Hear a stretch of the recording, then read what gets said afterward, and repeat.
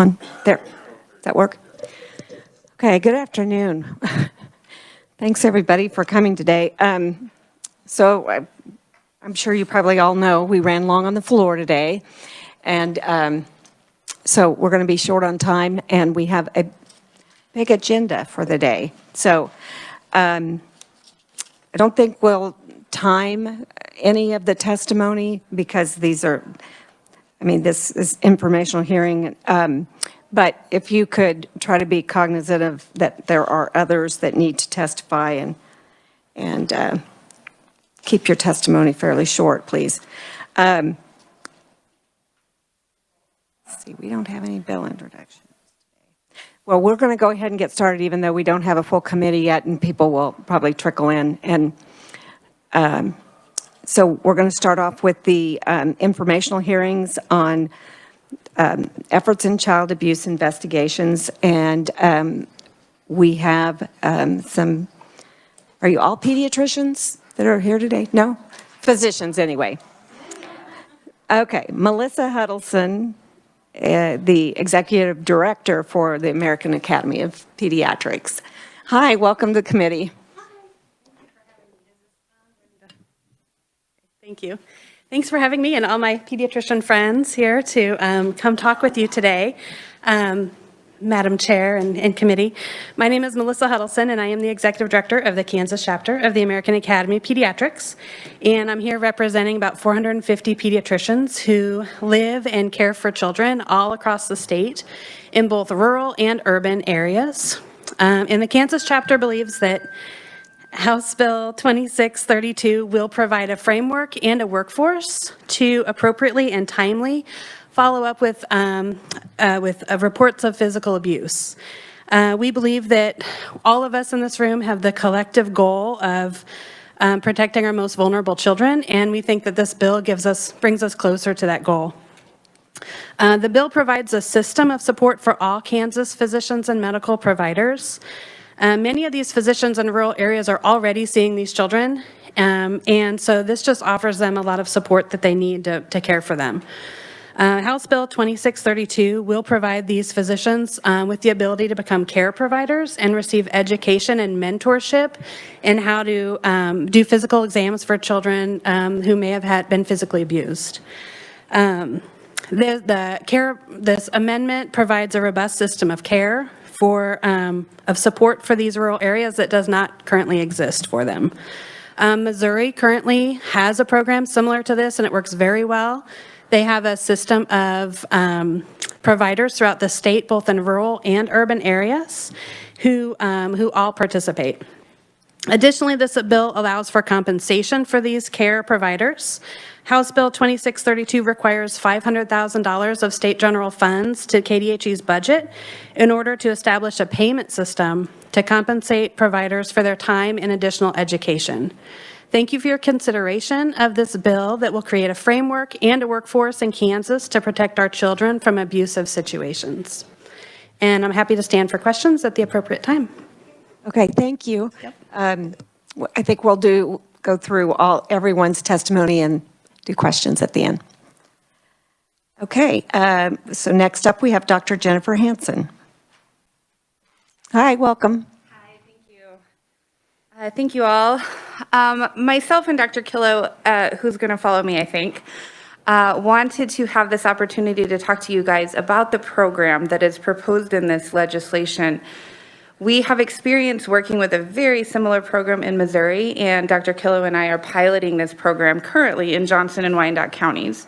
And so, I don't know, I personally think reading through the statute, it's a little bit confusing and hard to understand exactly what it looks like. So we wanted to provide a little bit more framework to hopefully give a better understanding of what this is going to look like. So I'm going to start with the care referral process. So whenever children are alleged to be victims of child abuse or neglect, some of them need medical care and some of them don't. And it's really difficult for someone without medical background and even sometimes someone with some medical background to know what type of medical care is needed, if medical care is needed at all. So this care referral system is going to serve as a triage to figure out which children need medical care, when do they need medical care, and what type of medical care they need. So the idea is that for the youngest children who are suspected as victims of physical abuse or neglect, DCF investigators, as they are doing their investigations and they're receiving these reports, they will complete a written referral form that will be emailed to a central email address and accessed by a child abuse pediatrician in Kansas City or in Wichita and reviewed. So when we get this as an emailed form, we'll review it's a brief form. It probably takes the investigators less than 5 minutes to fill out. It has some basic demographic information like age, a couple of sentences about the alleged abuse concern, and then any findings that the investigator has so far, including does the child have injuries, has the child had any medical care, what are the specific concerns for this child. We review that and make a recommendation as to whether or not the child needs medical care. So the way that we have the form set up, we have different options. We may say that the child needs to go see their primary care doctor just for a regular checkup. We may say they need to go to their local emergency department. We may say they need a more formal child abuse medical evaluation. We call that a care exam in the statute. And then the other option is we may say that this child, based on these allegations, wouldn't actually benefit from any specific medical care at this time. The idea is that we want to make sure the right kids are getting the right care, and we're not burdening anyone with anything extra that won't be productive and won't give any additional information. These are already families who are in a period of crisis and stress. We don't want to add one more thing to their plate that's not going to help anybody. And then at the local level, we don't want DCF investigators or local doctors sort of to take on these additional things that are not actually going to provide useful information. So we review this written referral, we send it back to the DCF investigators with our recommendation for what type of medical care. The other thing is that this is just a recommendation. There's no requirement in the statute that if I say this child needs to go to the emergency room or to their primary care doctor, that somehow this is magically like being enforced somehow. This is a recommendation that goes to the DCF investigators, and they can use it as part of their decision making with the family to reach the best decisions for that child and the family. We can start this by relying on our local healthcare providers in the rural parts of the state. There is no expectation that anyone is going to have to come from Western Kansas to Kansas City to see me specifically or one of my colleagues specifically. We will be relying on our local medical providers across the state to sort of fill these gaps. Dr. Killow is going to talk a little bit more about that. That's a process that will sort of evolve as we build up that network of providers who have some additional expertise and mentorship in specifically evaluating kids medically when there are concerns for abuse or neglect.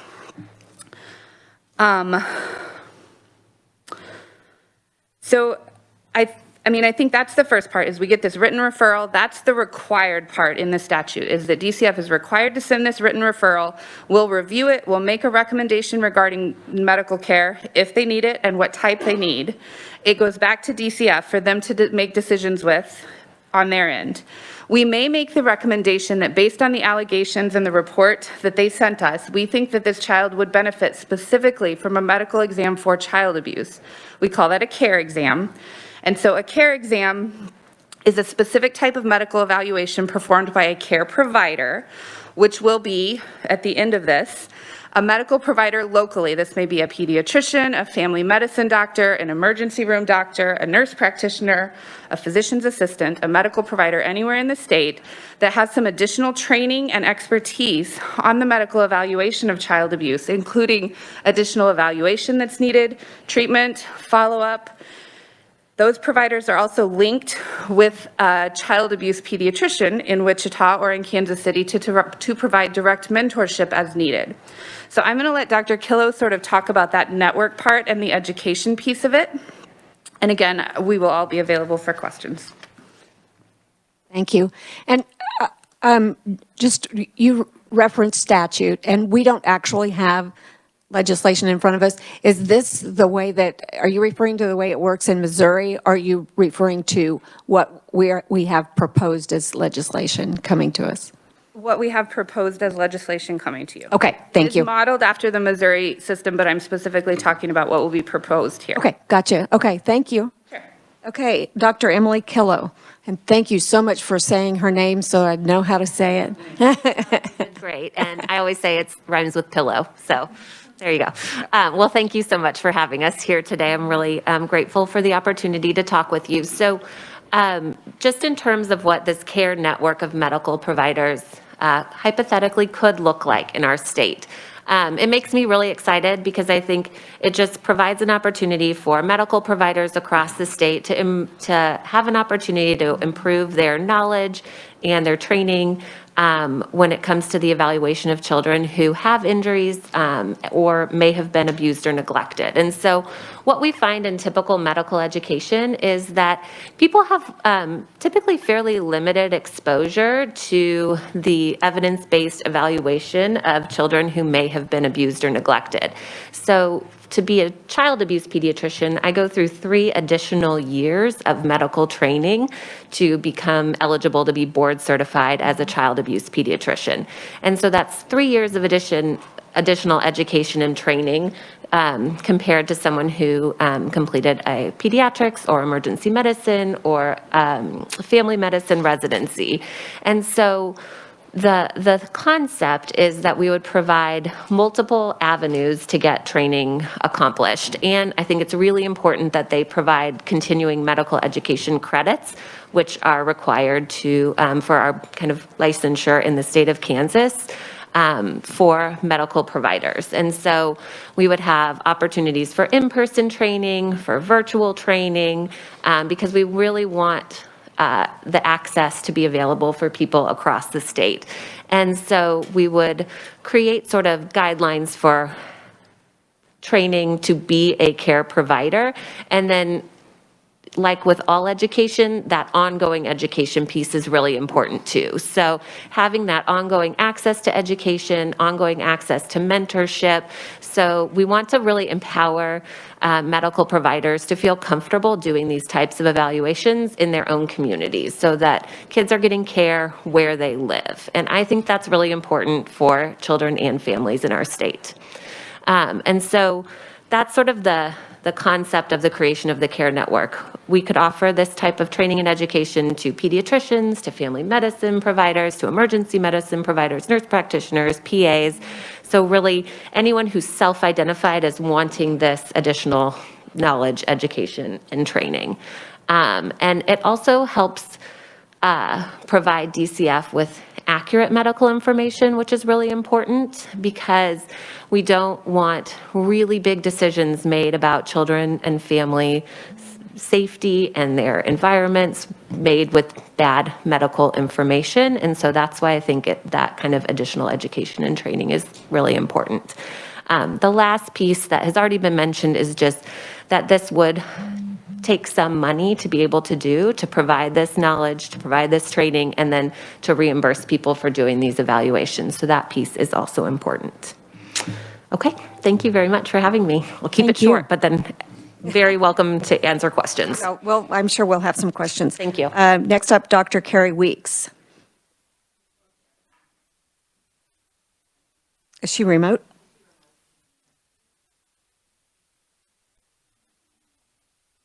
She was going to be here in person. Okay. Okay. So, are you sure that was on this one? Okay. Okay, committee, do we have questions? Representative Johnson. Thank you, Madam Chair. Absolutely want to support this. This particular started really with Representative Ruiz years ago when he worked on our Adrian's Law. And he worked very hard to get that through, and I commend him for that. But that was just a start. The whole process of child investigation of a lot of these injuries is so specific and unique that without specialization, you're going to miss certain things or you're going to misread them. I also advocate, and I've shared with the group, not only does it have to go to the doctors or the medical people, but we need to share this within our law enforcement community and training, because the ability of an investigator at a crime scene to pick up little tidbits. We have some wonderful investigators. They see things in a real live sense as opposed to just in a medical facility. And I think as we look at this for the medical professionals, we better be looking for ways to provide money for training in our law enforcement community, so that we can bring in people to train them. It is a very difficult job to deal with a child abuse, especially in a fatality. And so we need to be looking at this bill, and when the time comes, I may look for some funding that will go to law enforcement. And I applaud your efforts. Thank you.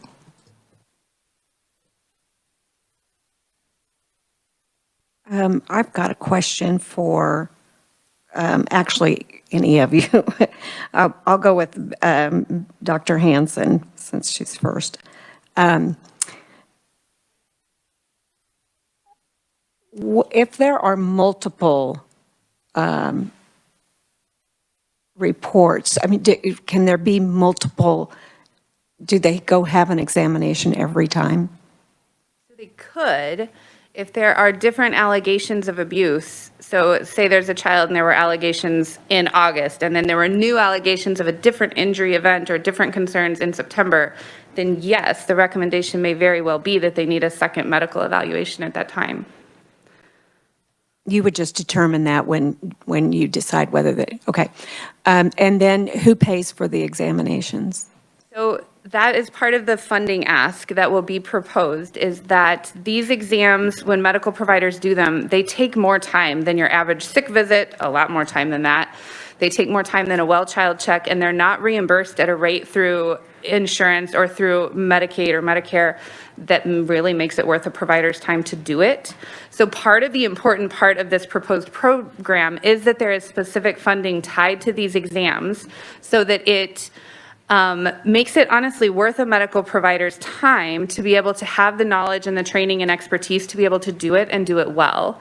So it would be funded, those exams specifically, when they are done by a care provider who has received the appropriate training, they would be reimbursed through KDHE, through this fund of money. Okay, gotcha. Yes, Sure. So follow up.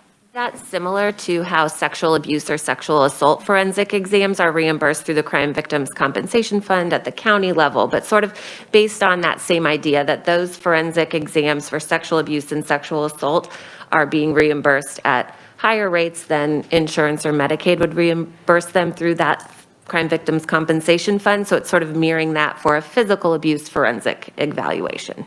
Okay, and then why don't you just stay right there, and you can take my next one. Is there a national organization, national effort for states to turn to on this, or?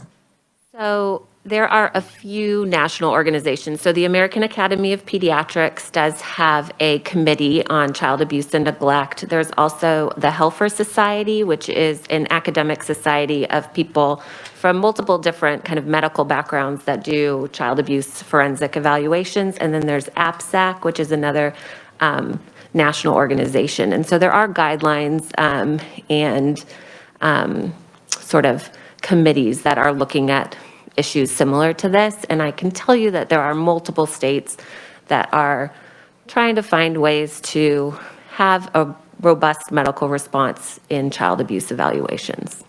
Okay, great. Representative Helmer and then Mosier. Thank you, Madam Chair. Those were great questions that covered a lot of my questions also.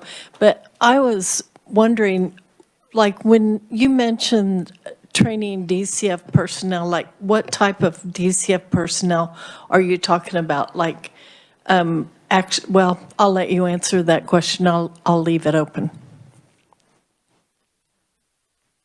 So the training here that we would be doing is for the medical providers. I do think there are opportunities. DCF would obviously have to do, and I'm looking back at Secretary Howard, but would have to do training with their staff as well about this process and rolling all of this out. So there would be a lot of education that DCF would be responsible for their staff as well. And I think there are opportunities to have more cross-education with all disciplines, including law enforcement, as was mentioned by Representative Johnson. I think that's a really important piece. So there is a lot of, I think, opportunity for improvement and kind of cross-discipline education. Thank you. I see this as maybe a missing piece of a big puzzle. Thank you so much. Thank you, Madam Chair. Representative Mosier. Thank you, Madam Chair. A couple of us, Representative Wagner and myself, serve on federal and state affairs, and so we've gone through Adrian's Law quite extensively. And one of the questions that came up was, who is medically qualified to examine these children? And so kudos for what you're doing. Who will pay for the medical provider education so they can say they are certified to do that service? So that is also in the same fund of money. That part is relatively inexpensive. It's the way that the program is currently modeled in Missouri. Providers would do an initial sort of in-depth 2-day training to have some initial training on recognition and evaluation of abuse. And then they are expected to have 6 hours of continuing medical education specifically in child abuse evaluations over the course of the next year. And like Dr. Killow mentioned, they have multiple opportunities for that, both in person and virtually. But it is part of that estimated $500,000 that is that I think Mel that Mel mentioned. Thank you.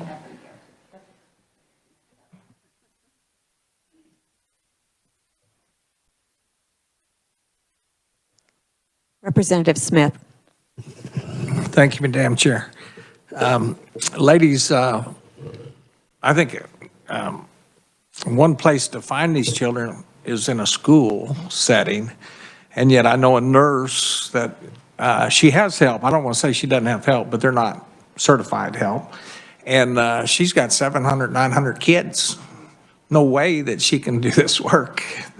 She can't keep up with what she has, and then you look at this. But I don't think there's a better place to find problems than in a school. So just wanted to comment on that. Thank you, Madam Chair. Further questions? Representative Ousley. Not a question, just a comment. I just wanted to say thank you to all the pediatricians to come here today, and thank you for the chair for having this informational hearing. I think it's an important subject, and I'm glad we're discussing it and hashing it out. Thank you. Great, thank you. Any questions, comments from the committee? Okay, we will go ahead and wrap this up and move on. I just will announce that this legislation now has a number. It's House Bill 2632, and I turned in the agenda for next week. Turned it in today, and it is scheduled for Wednesday for a hearing. So thank you all for coming, and I hope you can come back. See you in a week. Okay, we're going to, and yeah, anybody who needs to leave, just thank you for coming. Are those all pediatricians? Well, you have lots of friends. All female.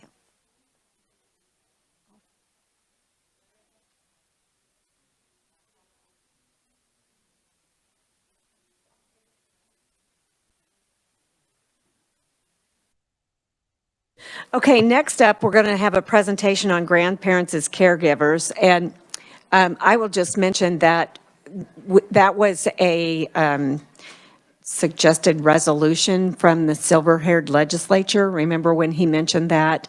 And thanks to Representative Hoy, she was looking into that and discovered that there does exist a grandparents as caregivers, but I don't believe it's funded. So Dr. Carla Whiteside Hicks is here with us again. Welcome back. Thank you.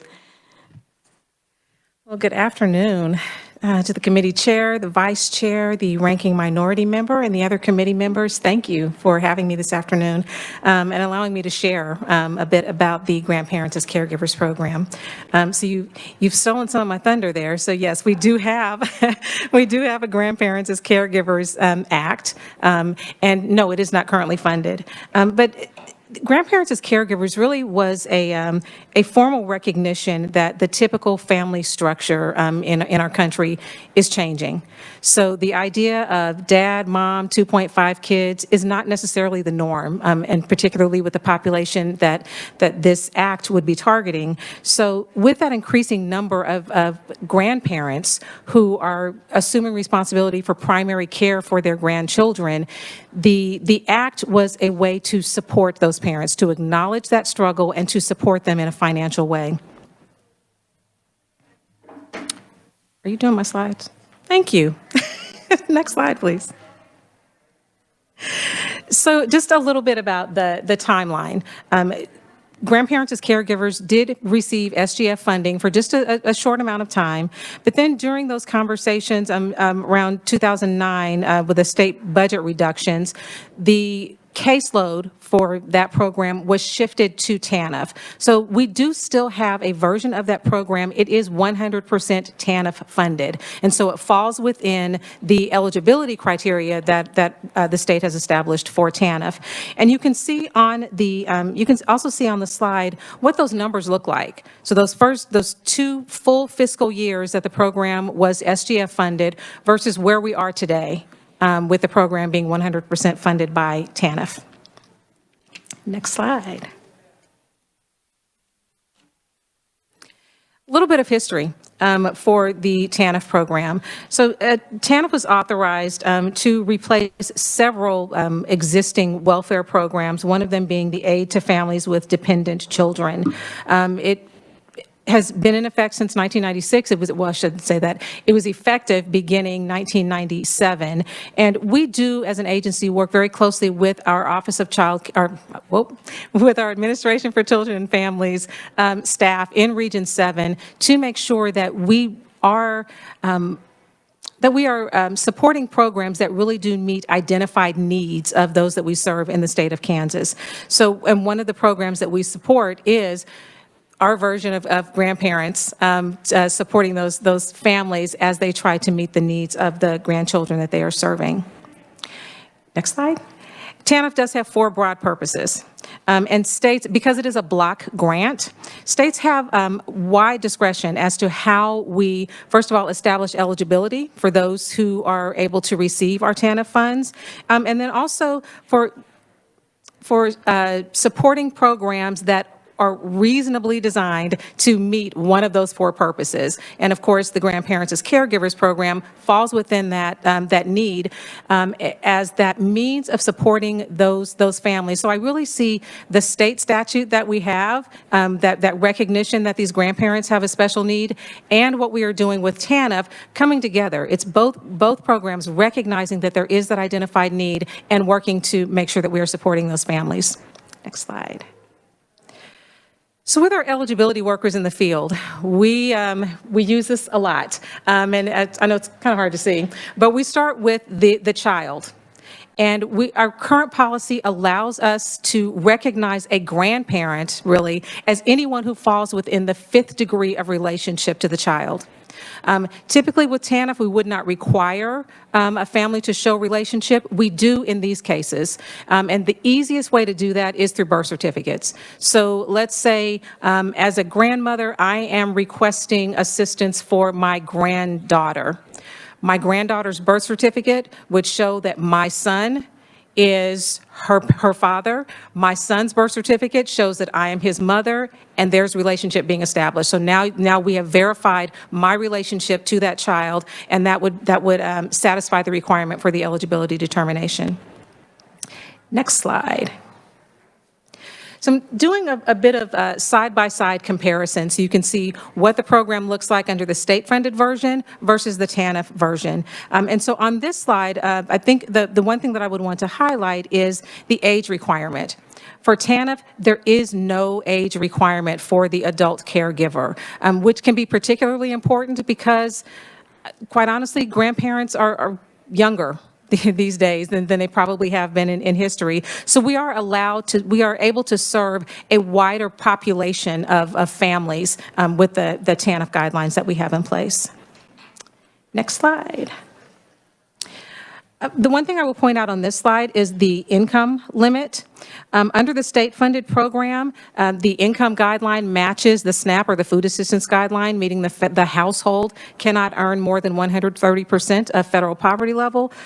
With the TANF-funded program, we would only count the child's income, which, of course, in most situations, that means no income at all. So we really have opened that up to be able to serve a wider population of individuals. You'll also notice that the amount that we would pay to those families is different between the programs. Next slide. And then on this slide, just a few more differences. The child care assistance can be huge. Under the state-funded program, the family would have to meet the current CCDF requirements for child care subsidy, meaning we're looking at household income and it has to be below 250% of federal poverty level. Under the TANF-funded program, we are only looking again at the child's income, so we're able to serve a higher number of individuals.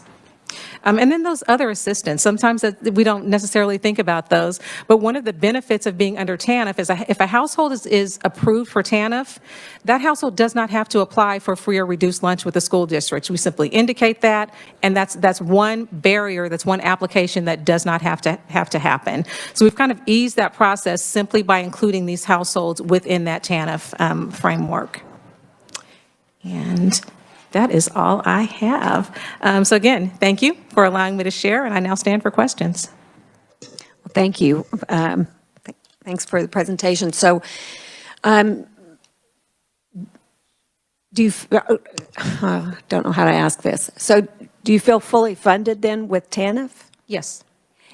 So, we don't need to look into SGF? We do. We are able to serve, well, you can see the one slide that showed the number of families, yes, the number of children, yes. And so it has grown, and we've been able to do that with our existing TANF funds. Okay, great. Committee, do you have questions? Representative Hoy. Thank you, Madam Chair. Thank you for the presentation. So the reason I was looking into this was due to the Silver-Haired Legislature's recommendation that that there shouldn't be an age limit in order to access the grandparents' caregivers program. But since it has been absorbed in with the TANF, then we do not, like that, you said that age limit does not apply. So are there any statutory changes that are necessary, do you believe? No, the TANF statutes that we have in the state of Kansas allow everything that we are currently doing. Yeah. Thank you, Madam Chair. I'm glad to hear that all grandparents would have access and be able to use the birth certificates and are in fact able to benefit from this program. Right. Yeah, so in order, are they required to follow any of this, the regulations similar to a child care center? Like, in what way? Well, like, do they have to take CPR? Do they have to have clearance with the fire marshal? No. None of the stuff through KDHE? Correct. Nope. Okay. None of that applies. Okay.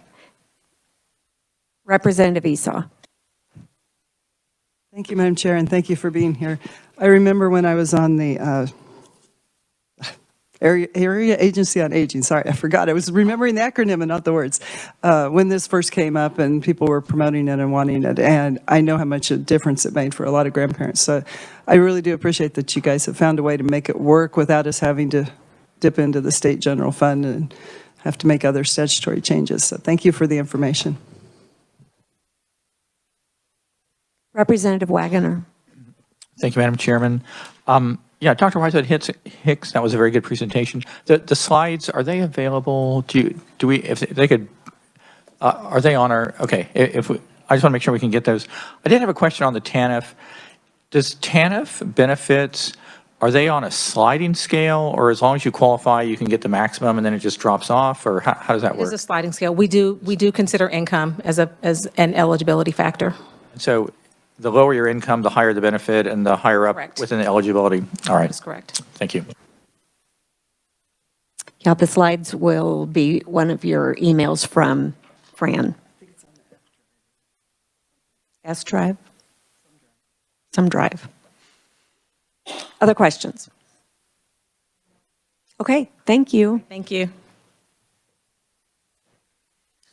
Okay, next we have a hearing on House Bill 2582 and look to Jesse to explain the bill.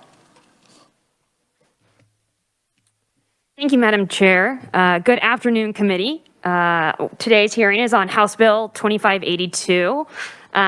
2582, what it does is it changes some of the statutes in the sync code to allow further information sharing between DCF and law enforcement agencies. So I'm not going to go through typical numerical section by section. Instead, I'm going to direct you to page 6 of the bill and start there. So this is 382212, and this is the statute that identifies who can access DCF confidential agency records. And so the bill proposes a new subsection E where it would direct the department to disclose confidential agency records of a child alleged or adjudicated to be a child in need of care. And what it states is specifically it's for the law enforcement agency that's investigating this alleged or substantiated report or an investigation of abuse or neglect, regardless of the disposition of that report or investigation. So at any point in which the investigation is occurring for the law enforcement agency, whether DCF has taken up the report or they have not. And then it goes on to state which records shall be included. It's not an exhausted list, as it says, but not limited to. So any information regarding such report or investigation and records of past reports or investigations concerning that child and that child's siblings to be included, and the perpetrator for the substantiated reports or the alleged perpetrator in such alleged reports and investigations. So utilizing that subsection E, you can find a change in KSA 382210, which under the very first paragraph where it states who shall freely exchange information, parent C was a law enforcement agency that now includes a law enforcement agency investigating or receiving such report, and that such information shall be what is explained in that subsection E. And then also in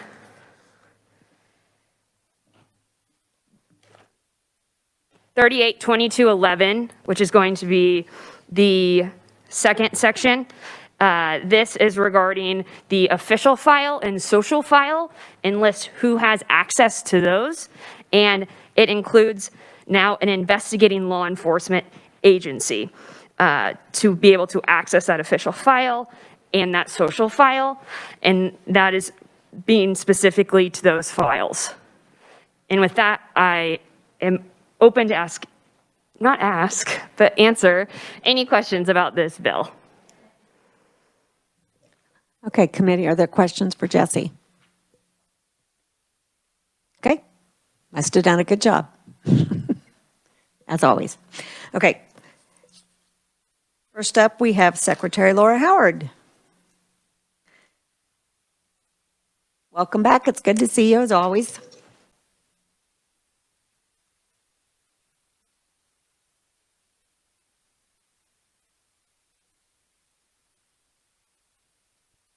She explained very well in terms of In my perspective, what this really does is clarify what already is the intent of current statute. You'll see in my testimony, this conversation came up during the Joint Committee on Child Welfare System Oversight this summer and fall. And I think it's been really clear that over time, different people who sit in my seat have maybe interpreted current law in different ways. I always had the view that KSA 382210 provided for the free exchange of information. That's perhaps not always been consistent across administrations or frankly even maybe across attorneys within the agency. So we support the addition of this far more specific language to ensure that that free exchange of information takes place with law enforcement. It's in everyone's best interest that we have that clarity, that we release freely that information. As Jesse said, this would have DCF disclose confidential records to law enforcement of a child alleged or adjudicated to be a child in need of care when law enforcement is investigating a report of neglect or abuse. And again, it also goes, it goes back and forth. Law enforcement also has obligations under existing statute to share information with DCF during any joint investigation. So again, we stand in support of this. I also believe that when you hear from Mr. Klump that they may be bringing an amendment to the bill that would provide some additional clarity about some specific information to be shared, which I think is already covered in the bill, but we don't have opposition to the added clarity. I think the goal of this is to make sure that there's no misunderstanding and that we are sharing that confidential information, as I think the statute really has always expected that we do. Thank you, Madam Chair. Thank you. Committee, do you have questions for Secretary Howard? Okay. Quiet group today. Thank you. We did all of our talking on the floor. Okay, next up, we'll hear from Ed Klump, the Legislative Liaison for Law Enforcement. Welcome back. Thank you, Madam Chair. I am Ed Klump. I represent the Kansas Association of Chiefs of Police, Kansas Sheriff's Association, Kansas Peace Officers Association. What I'd like to do is to try to explain why we're here, why this bill is here. This has been an issue. This information coming from DCF to our investigators has been an issue with our investigators for years, through several administrations. And we have tried to address that and really gotten nowhere. And this bill will actually address some of the things that have been referenced by past administrations of DCF on why they wouldn't share certain information with us. What happened is I was invited, or associations were invited to come speak to the Joint Committee. And in preparation for that, I actually did a survey of our investigators that investigate child abuse and neglect cases. I had collected over the years things that investigators would call me about and say, why can't I get this information? And so I'd write it down. And so I built my survey around that. And so I just asked all of our investigators to respond, in the past 12 months, have you experienced difficulty in this area? And the response was high. It was over 50%, and most of them had experienced that in the past 12 months. And so that indicated to us it was a real issue that we needed to get addressed. I presented that to the Joint Committee on October the 5th. And before the day was over, I was contacted by the Secretary and others wanting to work with us to fix this problem. Because we agree with the Secretary. We think the statute is pretty clear on what's supposed to be happening here. But the reality was it was not happening. And when we got down to it, it was always statutory language that was thrown back at us as why they couldn't share it. Well, that told me that we need to clarify statute. And one of the things I told the Joint Committee is we need a specific statute. Didn't get a statute, but we got a specific subsection that addresses law enforcement itself, what gets exchanged with law enforcement, because our needs are different than a lot of the other people that DCF has to share information with. And so that's how we got to where we're at. After my appearance before the Joint Committee, I put together a group of, I think it's about 10 or 11 investigators across the state to work with to make sure we were developing this properly and addressing the concerns. And we did that, and you're going to hear from one of them here in a little bit. And so that's how we got to where we're at. So when you look at that language on page 6, lines 2 to 10, that Jesse pointed out, and you see that list of things, those are the list of things that we were having trouble getting in all our cases to investigate. Now, you look at that list, and those are very important things for us to have to thoroughly investigate a complaint. We need to know if we get a complaint because Billy is maybe being abused or neglected, we need to know if there's been complaints against the sister or against the brother in the past, because sometimes those tie together. And what we find from our investigators is many times our investigators, because you know, the nature of our investigation, the more serious it appears when law enforcement's doing it to people, we get people to come to us with information that we don't believe DCF was able to get in the past. And we've actually made cases on some of those cases that have been closed by DCF because of information people were willing to give us in the course of an investigation of another child in the family. And so it helps us bring all that together. Same with the perpetrators. If there's a perpetrator that's alleged to be the abuser, and we need to know if there's been other allegations against that perpetrator against another child, because then again, that relates and it helps us put the pieces together in the case. And you got to remember that when we do an investigation, we are trained to do criminal investigations. DCF is trained to do the civil side of the investigation, placement of the child, protection of the child. And we have to work together, and we do a little bit of each other's stuff, but at the same time, we all have our specialties. And so it's very important that we share information thoroughly so that we can do a very thorough investigation. And we have an obligation to 3 sets of people in these investigations, and I think DCF would say the same thing for theirs. We have an obligation to the child to investigate it thoroughly to protect that child. We have an obligation to the child's parents that we investigate it thoroughly so they know their child is being protected. We also have an obligation to the accused to gather all the information we can to make sure that there is in fact a violation of the law and to undercover any information that might indicate they didn't commit a crime. Because the last thing we want to do is put a person in prison for a crime they didn't commit. And so all of those things make all of this very important. Now, with that said, as we put this bill out to my group of investigators, several of them came back to me and said, hey, there's one thing missing here we talked about. And you'll see in my testimony down at the bottom there, the name and contact information of persons alleging the abuse or neglect was often redacted out of reports that we'd receive. And the DCF caseworkers, investigators, contract employees, how to get hold of them so we could talk to them one-on-one and share information. And so we would like to see you add that, and there's been a balloon amendment prepared to do that. And I want to express a lot of gratitude to a lot of people that brought us here. I've been trying for 10 years to get this fixed probably.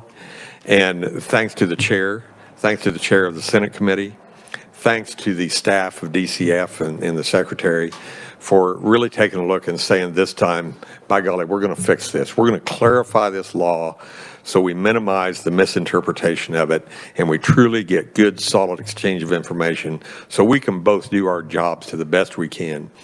Because delays that these things cause when we don't get this information is another day that child is exposed to abuse or neglect.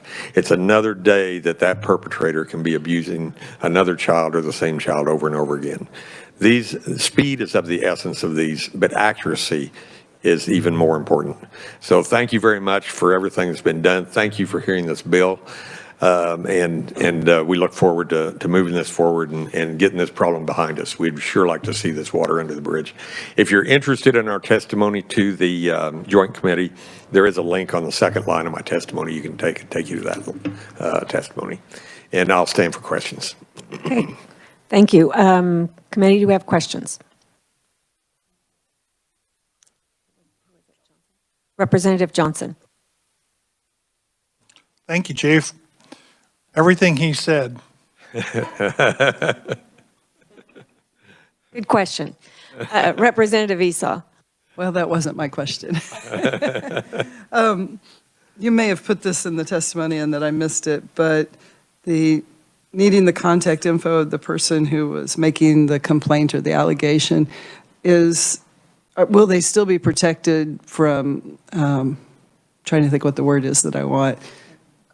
and confidentiality, because some people might be afraid to speak up if they knew their name might become public. Any reports we have involving the investigation of abuse or neglect is a criminal investigation, and our investigative files are protected.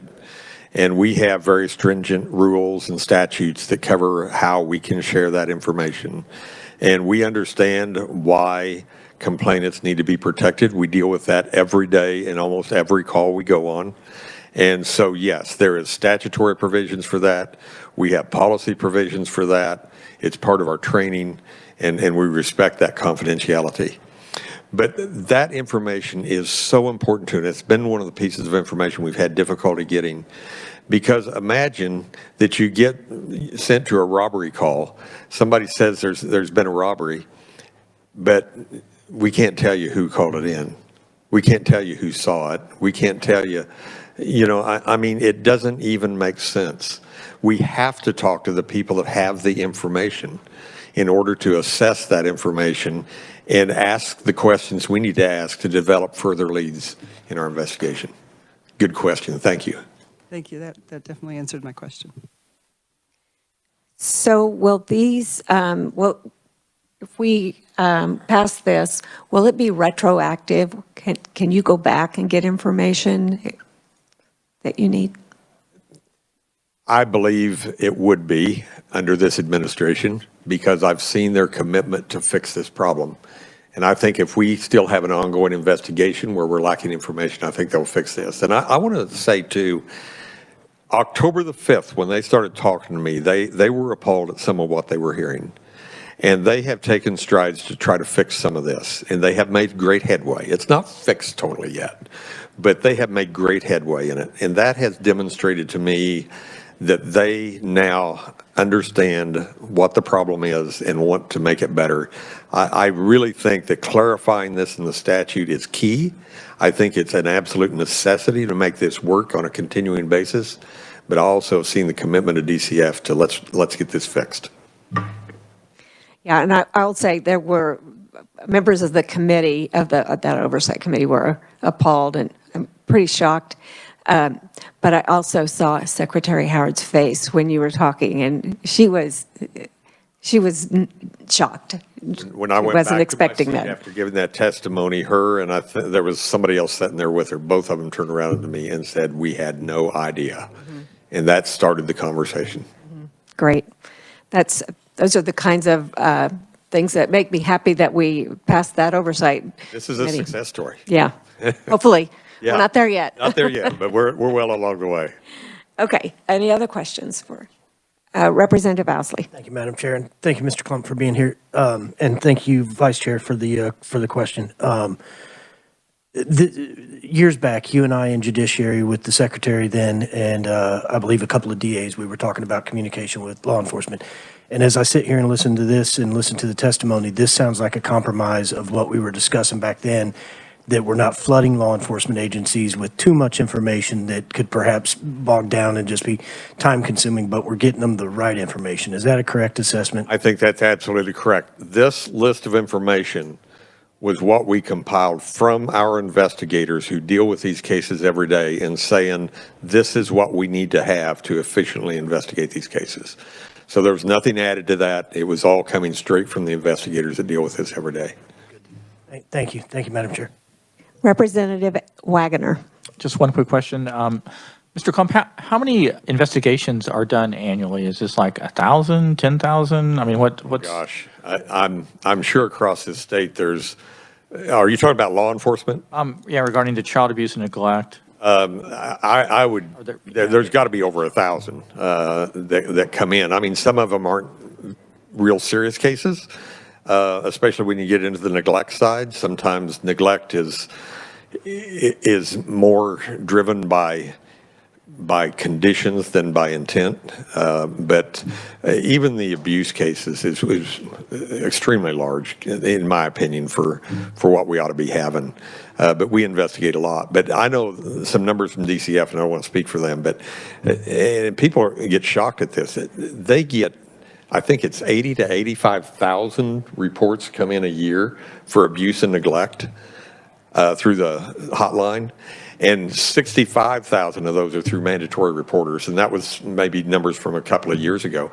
Imagine that. I mean, we don't have the capacity to deal with every one of those to investigate them to the fullest extent, which is a problem we all have in our work. And so they have methods now that they have developed to kind of evaluate those, prioritize them, and get the ones assigned out that are the right ones. But it's not a good system when you have that kind of a caseload. There's no way law enforcement and DCF together could do every one of those calls justice, really. Further questions? Okay, thank you. Okay, the next proponent is, we'll hear from on WebEx, Captain Scott Zimmerman from Mound Ridge Police Department.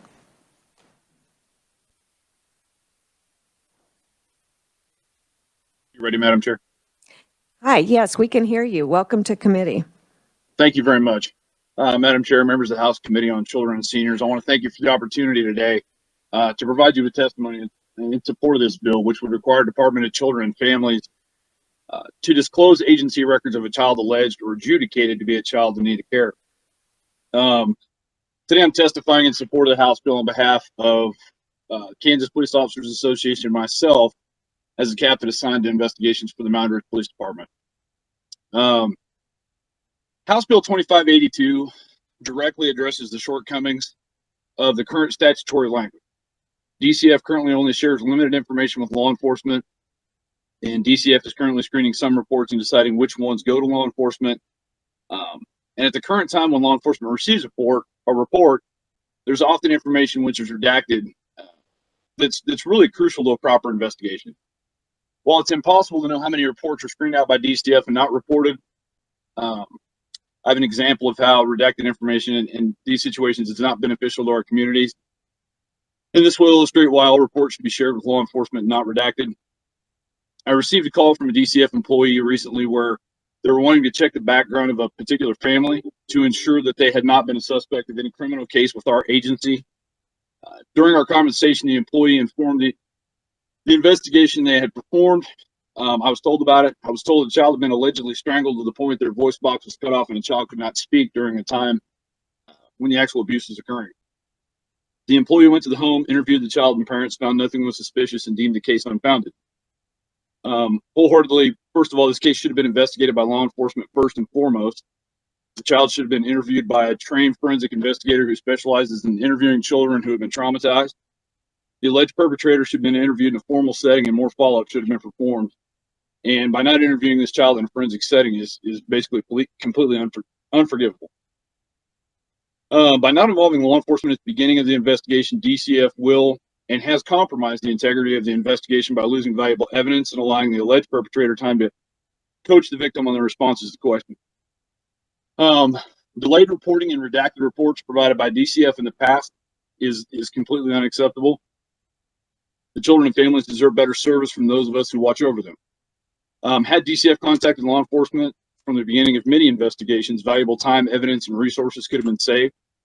And it's my belief there's absolutely no reason not to support this House bill. It will provide a better outcome for of cases and help those who cannot always help themselves, which is primarily our children. I thank you for your time, and I'll stand for questions. Thank you. Thanks for taking some time to share your testimony today. Committee, do we have questions? Okay. We don't have any questions. So that's all we have for, we have some written only proponent testimony from Greg Benfile and Darren Devine. So please take a look at those. And so that's it for proponent. I showed no neutral and no opponent testimony. Is there anyone here that would like to speak, neutral or opponent? Okay, gone. So we will close the hearing on House Bill 2582. And I don't plan on working anything today, so we will adjourn. And I don't know how we started late and are going to finish early, but thank goodness, because I'm still carrying my lunch around. Thanks, we're adjourned.